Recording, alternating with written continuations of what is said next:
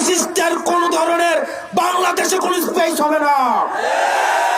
সে যেই নামেই থাকুক না কেন, এখন যে গুলশানের জাতীয় পার্টি নামে এই কুলাঙ্গাররা আবার ঐক্যবদ্ধ হচ্ছে, ওসমান হাদি ভাইয়ের রক্তের শপথ, ওদেরকে বাংলাদেশে এক ইঞ্চিও জায়গা দেওয়া হবে না।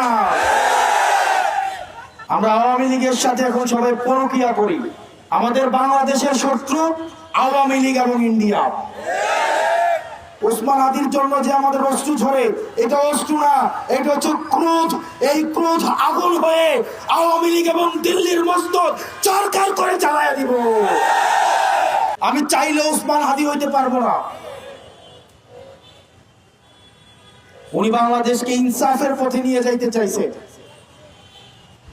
আমরা ব্যক্তি স্বার্থে, দলীয় স্বার্থে, সিটের স্বার্থে, ব্যবসায়িক স্বার্থে, একটা টিভি চ্যানেল পাওয়ার জন্য, একটা গরুর হাটের জন্য, একটা বাজারের ইজারার জন্য, একটা থানা কমিটির জন্য, একটা জেলা কমিটির জন্য, ইউনিয়ন সভাপতি হওয়ার জন্য নিজের মেরুদণ্ড বিক্রি করে দিয়ে আমরা সেবাদাস হয়ে থাকতে চাই।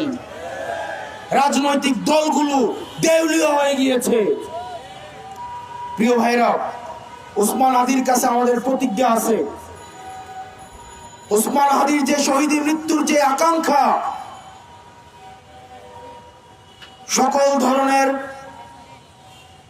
দুনিয়াবী লোভ, প্রত্যাশা, পদের লোভ, এগুলোর ঊর্ধ্বে উঠে উনি বাংলাদেশের প্রশ্নটা সবচেয়ে বড় আকারে উনি দেখেছেন।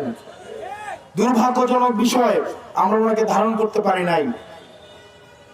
গতকালের গুলিটা ওসমান হাদির মাথা দিয়ে ফুটো করে যায় নাই, এটা বাংলাদেশের প্রত্যেকটা মানুষের বিবেক ফুটো করে গেছে। আমরা আওয়ামী লীগের সাথে এখন সবাই পরকিয়া করি। বিশ্ববিদ্যালয়গুলোতে আইসা আওয়ামী লীগ এখন মিছিল করে, মিটিং করে। গত 17 বছর আওয়ামী লীগ সেবা নিছে আওয়ামী লীগ নামে, এখন সে হয়েছে আওয়ামী লীগের শিক্ষক, টকশোর বুদ্ধিজীবী, সাংস্কৃতিক কর্মী, নাট্যকর্মী। ফ্যাসিস্টের কোন ধরনের বাংলাদেশে কোন স্পেস হবে না।